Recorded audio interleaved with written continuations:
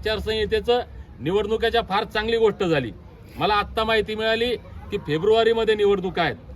बा आता नरेंद्र मोदी साहेब तुम्हाला याचा फारसा फरक पडणार नाही, देवेंद्र फडणवीस साहेब तुम्हाला याचा फारसा फरक पडणार नाही।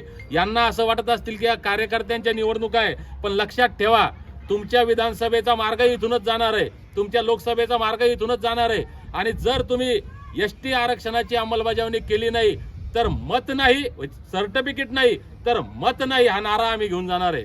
आता तुम्ही आमच्या धनगर बांधवांना किती उमेदवार देतात, आमचे धनगर बांधव किती उमेदवार असतात, त्या ठिकाणी काय निर्णय घ्यायचा तो आम्ही घेऊ। पण एक गोष्ट मात्र या ठिकाणी मोदीजी आणि देवेंद्र फडणवीस साहेब तुम्ही पक्की ध्यानात ठेवा की तुम्हाला ट्रेलर इथं दिसणार आहे।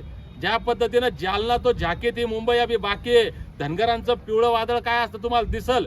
आणि हे पिवळं वादळ बाबासाहेबांनी जो मताचा अधिकार आम्हाला दिलाय त्या मताच्या अधिकाराचा वापर करून तुम्हाला गार केल्याशिवाय आम्ही शांत बसणार नाही।